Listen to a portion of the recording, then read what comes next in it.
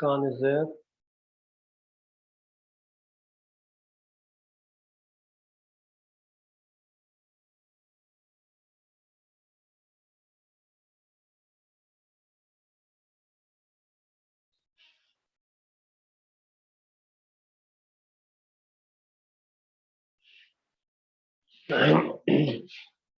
Okay, next topic is basically belongs to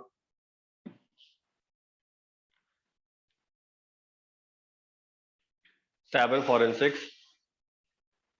ठीक है, cyber forensics जो है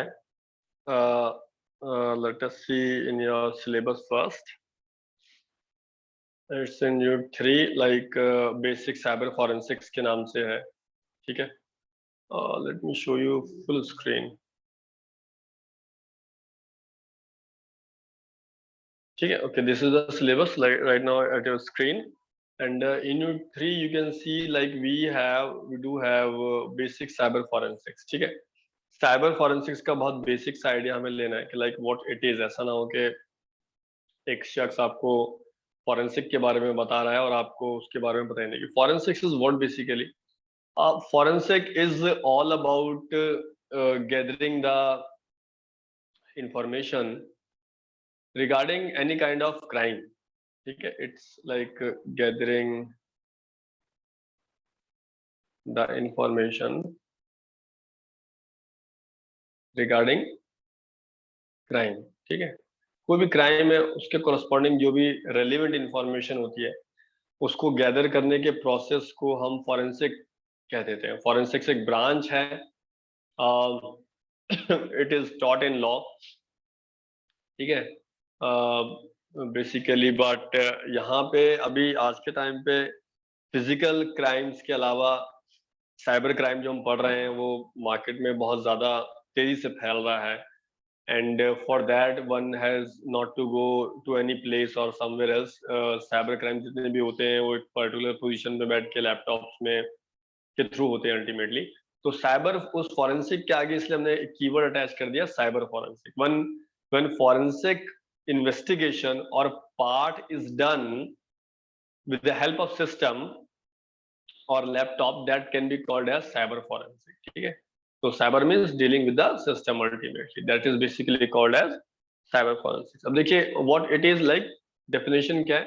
The process of gathering and documenting proof from a computer or a computing device in a form presentable to the court by applying the techniques of investigation and analysis is called cyber forensic। बहुत fundamental चीज समझिए। देखिए सबसे पहले मैंने आपको जो बताया कि हमें क्या करना है, हमें गैदर करना है। क्या गैदर करना है? या डॉक्यूमेंट करना है। डॉक्यूमेंट का मतलब इसको मेंटेन करना है। ठीक है, क्या? प्रूफ। हमें the process of gathering and documenting proof. Proof मतलब evidence. We can say this as evidence, इसको हम एविडेंस कह सकते हैं। ठीक है, अब ये प्रूफ आपको कहां से ढूंढने हैं?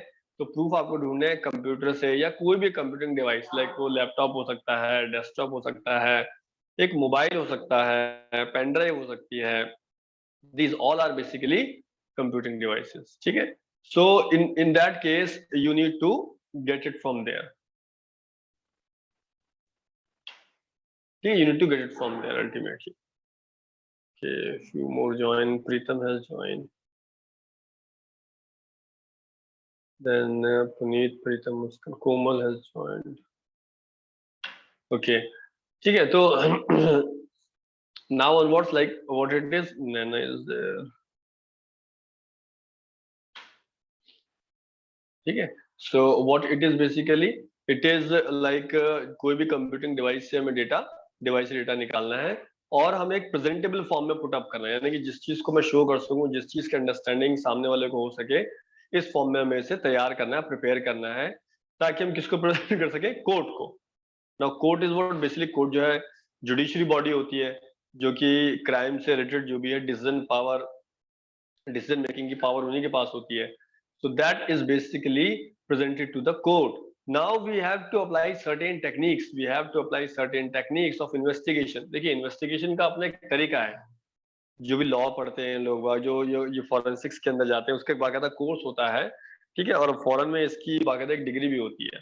मतलब इसमें आप ग्रेजुएशन भी कर सकते हैं, मास्टर्स भी कर सकते हैं।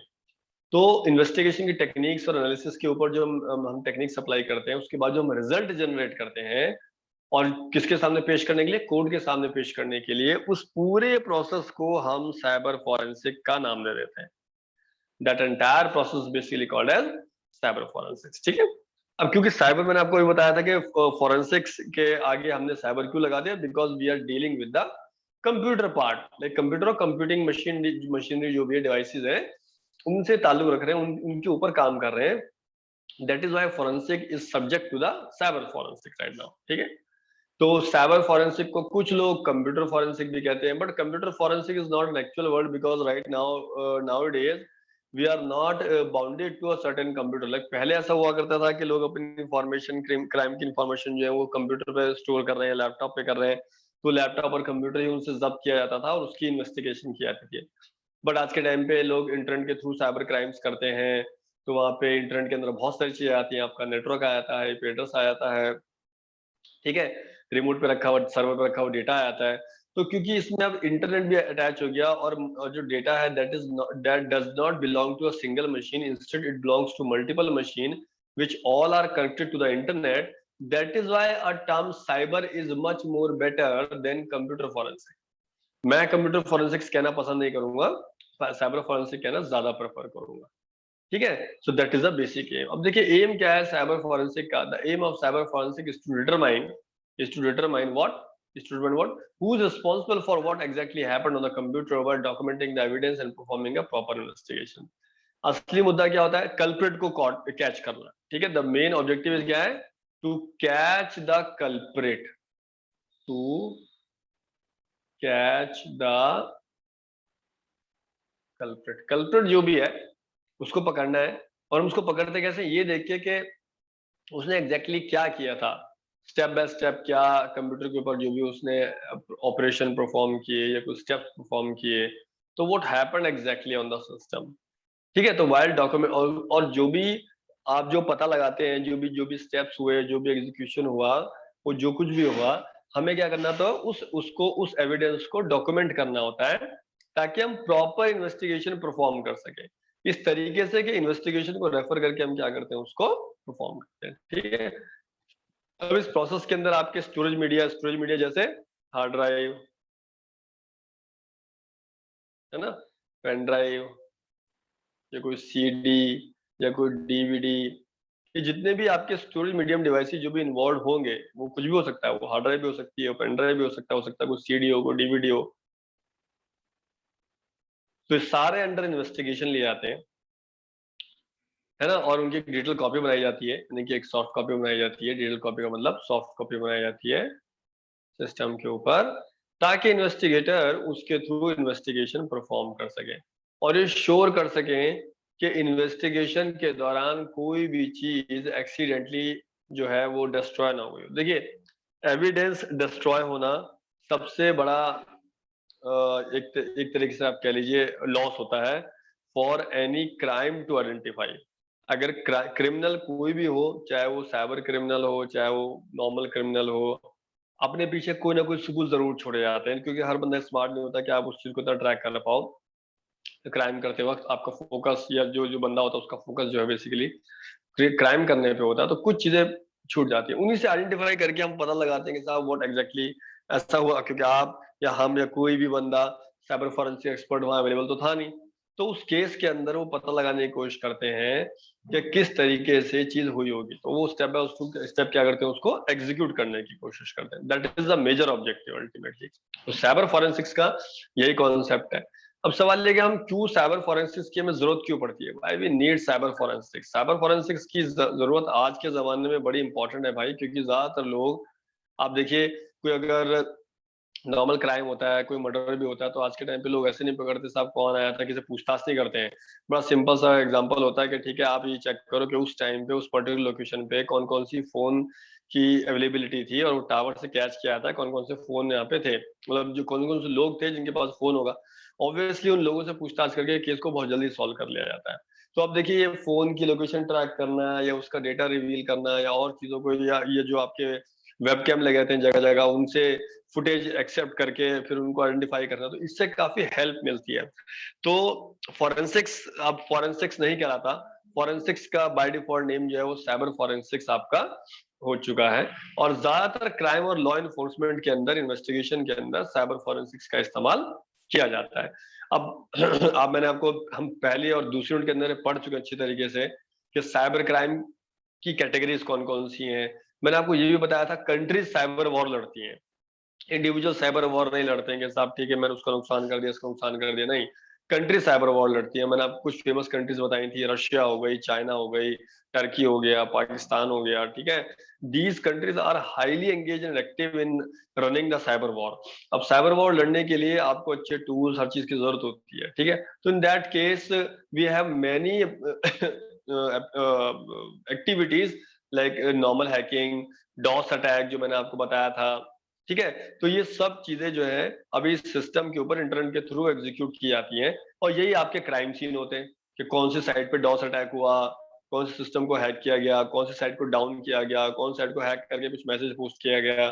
तो वो साइट जो है वो साइबर सीन है, क्राइम सीन है, और उनकी पूरी डिटेलिंग इन्वेस्टिगेशन लाइक किस आईपी एड्रेस से एक्सेस मिली, किसने अटैक किया, क्या डेटा पास किया, कैसे रिवील हुआ, everything comes under basically cyber investigation, और साइबर फॉरेंसिक्स का वो पार्ट होता है, ठीक है। तो नॉर्मल सिस्टम के ऊपर हर चीज का लॉग बनता है। देखिए सिस्टम की ब्यूटी क्या है कि सिस्टम कोई भी काम करता है तो एक लॉग बनाता है, लॉग मतलब रजिस्टर, जिसके अंदर वो एक एक चीज क्या करता है, स्टोर करता है।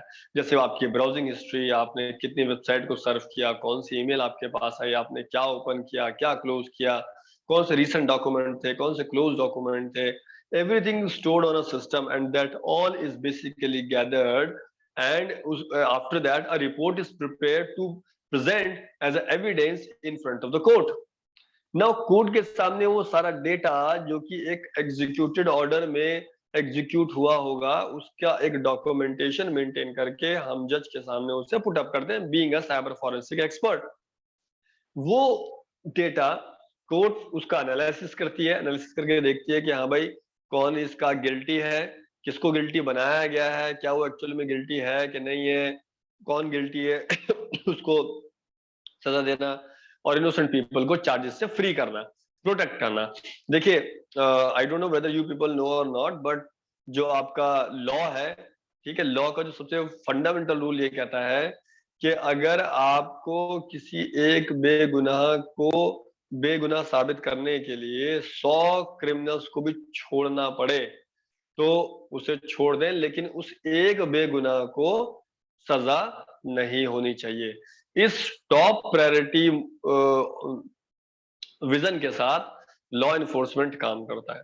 अब प्रैक्टिकली कितना एग्जीक्यूट होता है ये तो मैं इसके ऊपर कोई कमेंट नहीं करूंगा, किसी भी जुडिशरी में, चाहे वो नेशनल है, इंटरनेशनल है, लोकल है, कैसी ग्लोबल है, जैसी भी है, बट ये आपका फंडामेंटल होता है। इसलिए ज्यादातर साइबर फोरेंसिक का कॉन्सेप्ट क्या होता है कि जो भी बेस्ट और ओरिजिनल इंफॉर्मेशन हो सके हम उसे गैदर करें और गैदर करके पेश करें, ताकि जो भी बंदा गिल्टी करार दिया गया है उसके बारे में एग्जैक्ट इंफॉर्मेशन रिवील करके उसको या तो सजा हो या फिर उससे फ्री किया जाए, अगर वो नहीं है तो, गिल्टी नहीं है तो। That's the basic objective.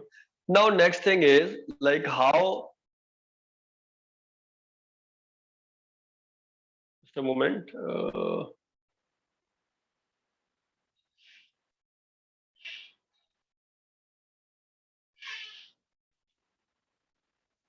ठीक है, like we want to see like how do cyber forensic expert works, कैसे साइबर फॉरेंसिक वाले जो है वो काम करते हैं। It is really important to know the expertise और द मेथड्स और the steps which are executing by an forensic expert, ठीक है। फॉरेंसिक एक्सपर्ट जो है, ऐसा नहीं कि एक फॉरेंसिक एक्सपर्ट सारे काम करता है, स्टेप होते हैं फॉरेंसिक साइबर फॉरेंसिक्स के अंदर भी, तो हर बंदा अपने पर्टिकुलर डोमेन का एक्सपर्ट होता है, ठीक है। जैसे कि स्टेप बाय स्टेप देखेंगे। सबसे पहला जो स्टेप है that is copy the hard drive of the system under investigation. सबसे पहले जिस भी लैपटॉप या सिस्टम के अंदर आपका क्राइम हुआ है या क्राइम सीन है, सबसे पहले आप उसकी हार्ड ड्राइव को कॉपी करते हैं, ठीक है। कॉपी मतलब उसके एक रेप्लिका बनाते हैं, जो भी उसका डेटा पड़ा होता है। इस काम को हम करते कैसे, हम उसकी एक इमेज क्रिएट कर लेते हैं। बहुत सारे सॉफ्टवेयर आते हैं, जैसे कि हमारे पास एक सॉफ्टवेयर आता है एफटीके मैनेजर। ये क्या करता है, इमेज क्रिएट कर लेता है, एक इमेज बना लेता है of hard drive. Hard drive की इमेज बनाने का काम आता है, ठीक है, यानी कि उसकी कॉपी बना ली। अब अगर ओरिजिनल हार्ड ड्राइव कुछ हो भी गया, तो भी आपके पास उस जैसी एक हार्ड ड्राइव की इमेज ऑलरेडी अवेलेबल है। इसके अंदर सारे फाइल्स हैं, इसके अंदर सारे फोल्डर्स अवेलेबल है, और आप उनके ऊपर कोई ना कोई एक्शन ले सकते हो, ठीक है। The replica of the drive is created on other drive bye कॉपिंग bit, ठीक है, फ्रॉम द ड्राइव। अब देखिए, रेप्लिका मतलब कॉपी, रेप्लिका मतलब कॉपी। तो उस ड्राइव की एक रेप्लिका क्रिएट कर ली जाती है दूसरे ड्राइव के ऊपर, ताकि उसके डेटा को प्रॉपर्ली एनालाइज किया जा सके, ठीक है। That is the step number 1। Second step is verification of the copied data. Now we need to verify that what is basically, just hold a second please, there's some issue.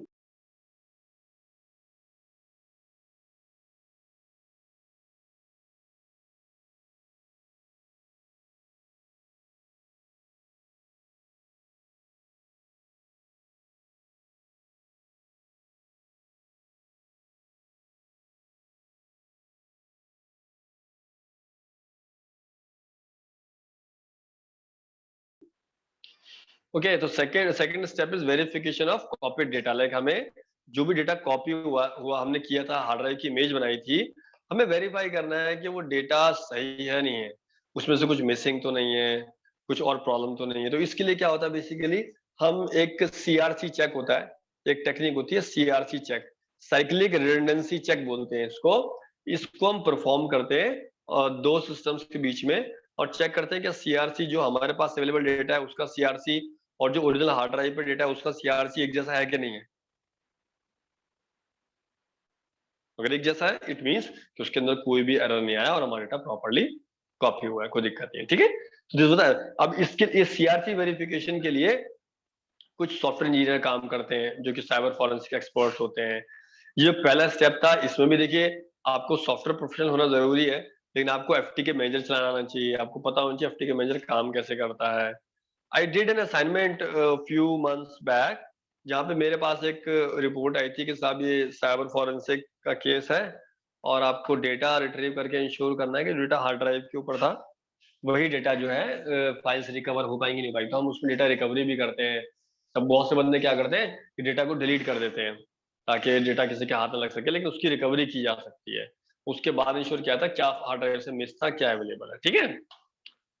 Hold a second, I think few more has been added. Prince is there.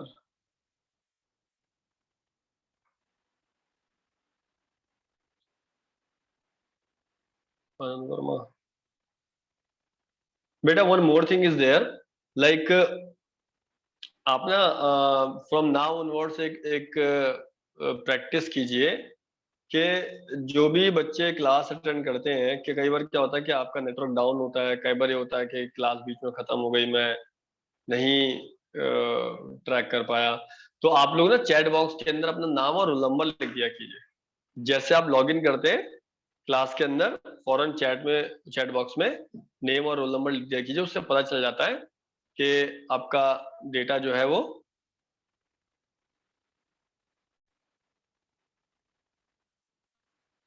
आपका roll number वहां track हो जाएगा। अच्छा, Puneet was asking sir, जैसे dead bodies की investigation करते हैं उन्हें भी फॉरेंसिक कहते हैं सर, ये डिफरेंट नहीं। देखिए, फॉरेंसिक का मतलब होता है जांच करना। वो डेड डेड बॉडी की भी हो सकती है, वो कंप्यूटर की भी हो सकती है, वो क्राइम सीन की हो सकती है, वो किसी रूम की भी हो सकती है। Anything could be there that comes under the forensic, ठीक है। अब फॉरेंसिक कैसा है, फिजिकल फॉरेंसिक है, साइबर फॉरेंसिक है, फॉरेंसिक के भी बहुत सारी कैटेगरीज है actually. So that is called ultimate, ठीक है। तो कोई डिफरेंस नहीं होता, सेम होता है, इट इज ओके।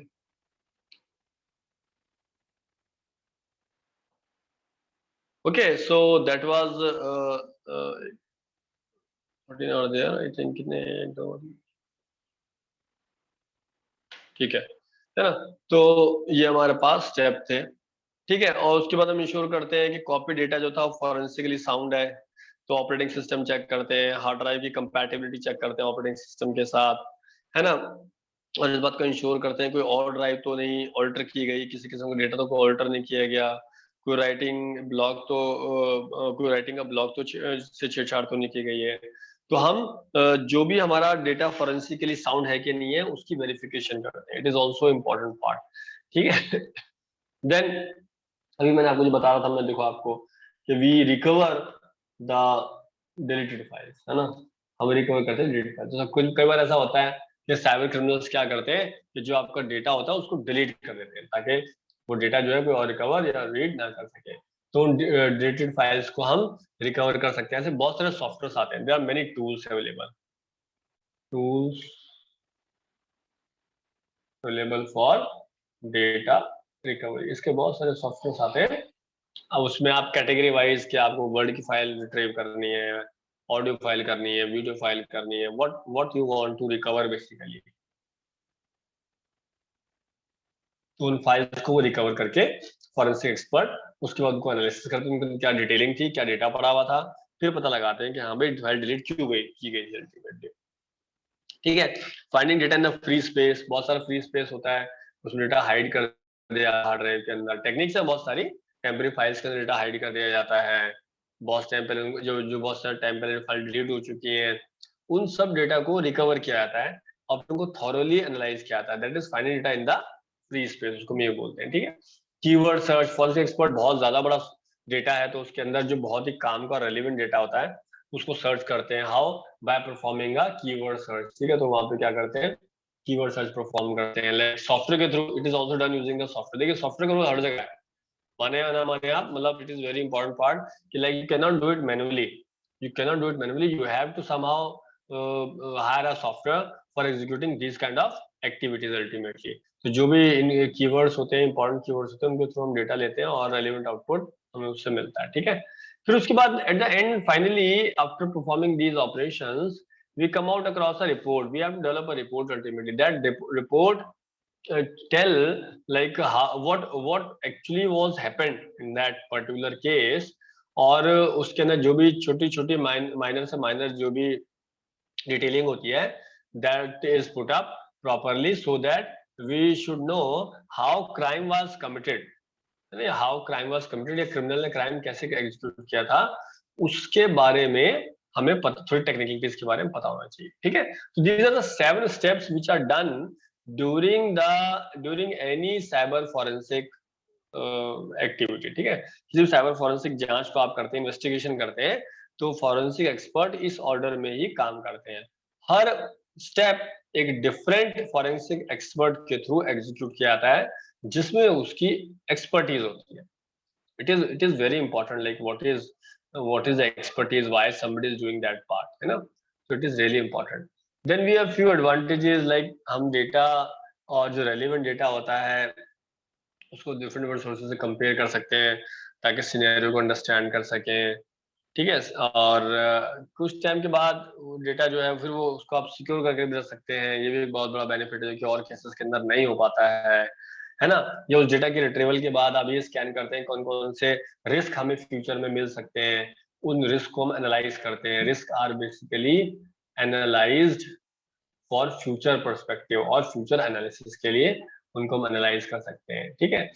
और देखिए एट्रीब्यूट, बहुत सारे रूल्स ऐसे होते हैं जिनको वायलेट किया जाता है तो उनके एट्रीब्यूट्स को आइडेंटिफाई किया जाता है पॉलिसी, ताकि फ्यूचर पॉलिसीज ड्राफ्ट की जा सके। कि कई बार ऐसा होता है कि बिगिनिंग में जब आप कोई चीज कोई भी एविडेंस गेन करते हैं तो उस एविडेंस की हैंडलिंग बहुत ज्यादा मैटर करती है। अगर आपने उसे इम्प्रॉपर तरीके से हैंडल किया तो उसके अंदर का रखा हुआ डेटा है वर्थ क्या हो जाएगी, लॉस हो जाएगी। It is great loss ultimately. हमें ऐसा नहीं करना है, उसको प्रिजर्व करके रखना है, ठीक है। तो हमें ट्रेंड्स देखने हैं और तो बहुत सारी चीजें होती हैं जिनके बारे में हम अवेयर नहीं होते हैं। हमें हर हर एक फॉरेंसिक इन्वेस्टिगेशन के बाद एक न्यू रूल या नया डेटा पता चलता है तो वो उस पर काम करते हैं अल्टीमेटली, ठीक है।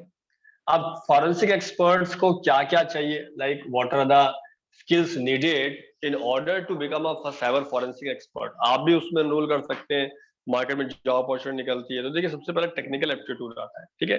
टेक्निकल एप्टीट्यूड क्या होता है, देखिए आपका सेंस ऑफ अंडरस्टैंडिंग किसी भी केस की टेक्निकल नीड को आइडेंटिफाई करना बहुत जरूरी होता है।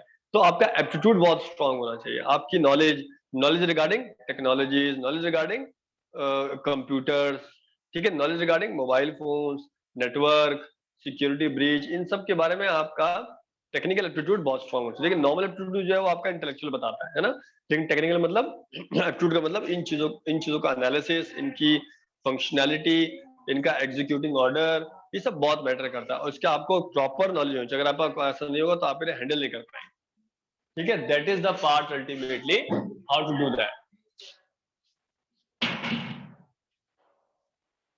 Then second thing is basically attention to the detail, like what you are playing with data or you are playing with a computing device, आप किसी कंप्यूटर डिवाइस जैसे हार्ड ड्राइव हो गया, लैपटॉप हो गया, सिस्टम के साथ खेल रहे हैं कहीं ना कहीं। तो फॉरेंसिक इन्वेस्टिगेटर्स को बहुत छोटी छोटी बातों पे अटेंशन देने की जरूरत होती है, बहुत छोटी छोटी चीजों पे, जिनको जब बहुत बड़ा डेटा है, उस लार्ज अमाउंट ऑफ डेटा को कैसे आइडेंटिफाई करना है, एग्जामिन करना है, उसके अंदर से कैसे प्रूफ निकालने हैं और उस डेटा को कैसे प्रॉपर्ली एनालाइज करना है। It's a very important part to attention to the details, minor major, हर किस्म की डिटेल पे आपको काम करना चाहिए, ठीक है। Then we have third thing is knowledge about law and criminal justice. अब ये बड़ा इंपॉर्टेंट है। देखिए डेटा आपने आइडेंटिफाई कर लिया, इन्वेस्टिगेशन भी कर ली, लेकिन क्या वो उस फॉर्मेट को सपोर्ट करती है जिस फॉर्मेट को लॉ डिमांड करता है? समझिए बात को, एक किसी भी प्रोसीडिंग को कोर्ट के सामने पेश करने के लिए उसकी लैंग्वेज और उसके फॉर्मेट में होना बहुत जरूरी है। बिकॉज आपने अगर कभी कोई सेल डीड पढ़ी हो, जैसे कोई गाड़ी बिकती है, कोई सामान बिकता है, तो सेल डीड बनती है, दो लोगों के बीच में एग्रीमेंट होता है, आपने अगर वो पर ध्यान से पढ़ा हो कभी, ठीक है। या फिर हाउस रेंट बनते हैं, कभी आपने वो हाउस रेंट पढ़ा हो, तो आप देखेंगे उनकी लैंग्वेज होती वही है, या तो हिंदी में लिखा हुआ होगा, इंग्लिश में लिखा हुआ होगा, बट नॉर्मल तरीके से जैसे आप और हम बात करते हैं, आप और हम डील करते हैं, इस तरीके से वो लैंग्वेज जो है ड्राफ्ट नहीं होती है, उसकी लैंग्वेज थोड़ी सी क्या होती है, लॉ रिलेटेड होती है, थोड़ी सी टेक्निकल लैंग्वेज अलग होती है। तो आपको वो फैक्ट और डेटा जो है उस लॉ रिगार्डिंग फॉर्मेट या प्रेजेंटेशन के मुताबिक जो है वो अरेंज करना पड़ता है, ठीक है। और उसको क्रिमिनल इन्वेस्टिगेशन की तरह शो करना पड़ता है कि like how you did it, क्या आपने सारे स्टेप प्रोसीजर फॉलो किए जिन स्टेप प्रोसीजर के थ्रू जो है ये काम हो रहा है अल्टीमेटली, ठीक है। So that is the white colour crime क्या होता है, सबके बारे में आपको बहुत नॉलेज होनी चाहिए। साइबर लॉज क्या होते हैं, क्रिमिनल लॉज क्या होते हैं, उनको रिलेट कैसे करना है, ठीक है। गुड कम्युनिकेशन स्किल, देखिए आपने एनालिसिस कर लिया, डेटा गैदरिंग कर ली, दैट इज नॉट सफिशिएंट। आपको उस डेटा जो आपने गैदर किया है, जो एनालिसिस किया है, उसका टेक्निकल इंफॉर्मेशन या एक्सप्लेनेशन भी आपको देना आना चाहिए, और उसे रिलेट करना चाहिए। किससे रिलेट करना आना चाहिए? केस से, कि how the data which you have gathered is quite relevant with the case, otherwise तो कोई बेनिफिट ही नहीं है उसको करने का, ठीक। Understanding the cyber security basics, ठीक है। साइबर सिक्योरिटी जो हम अभी तक पढ़ते आ रहे हैं, वो कैसे एक दूसरे, साइबर सिक्योरिटी और साइबर फॉरेंसिक्स एक दूसरे से कैसे अटैच हैं, क्या उनका स्ट्रॉन्ग बैकग्राउंड है, कैसे उनका फाउंडेशन मेकअप होना है, तो इन चीजों के बारे में आपको फंडामेंटल पता होना चाहिए। इसके लिए लोग बाग जो है, इसके लिए बाकायदा ट्रेनिंग कराई जाती है। कोई भी साइबर फॉरेंसिक एक्सपर्ट जो है वो that go under the training, and then thereafter he learn the tools, ठीक है। लर्निंग ऑफ टूल्स मैटर करता है, कौन कौन से टूल आप यूज कर रहे हैं। एनालिसिस टेक्निक मैटर करती है, कौन सी टेक्निक से आप एनालिसिस करेंगे, क्या वो उस केस के लिए रेलिवेंट है कि नहीं है, ठीक है। एनालिटिकल स्किल्स जो मैंने आपको अभी बताया, क्या आपका एनालिटिकल पार्ट बहुत स्ट्रांग होना चाहिए, आप प्रूफ को एनालाइज कर सको, क्या है हमारे पास पैटर्न समझ सको, डेटा को इंटरप्रेट कर सको, यानी कि उसको पजल्स की फॉर्म में अगर कोई चीज है तो आप उसे सॉल्व करना जानते हो, only then you can solve the crime, otherwise आप क्राइम कभी सॉल्व नहीं कर पाएंगे। तो people who go under cyber forensic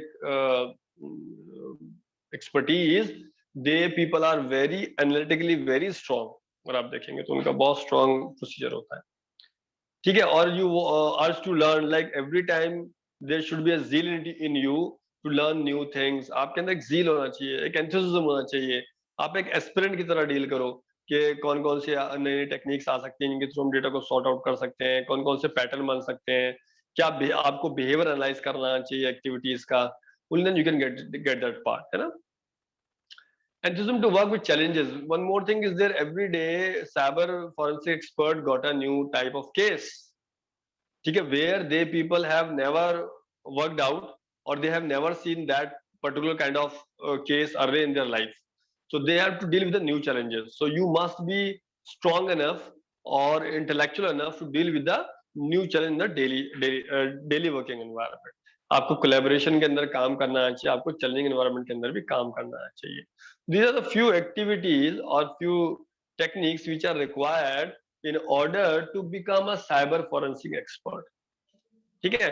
So that was all about the basic, जो आपका देखिए टॉपिक है बेसिक साइबर फॉरेंसिक्स. तो मुझे लगता है बेसिक साइबर फॉरेंसिक्स के अंदर जितना हमने पढ़ा है it is more than sufficient. आप इसी को अच्छी तरह पढ़ें, मैं आपको डॉक्यूमेंट शेयर कर दूंगा, ठीक है, और इस डॉक्यूमेंट को आप स्टडी करें.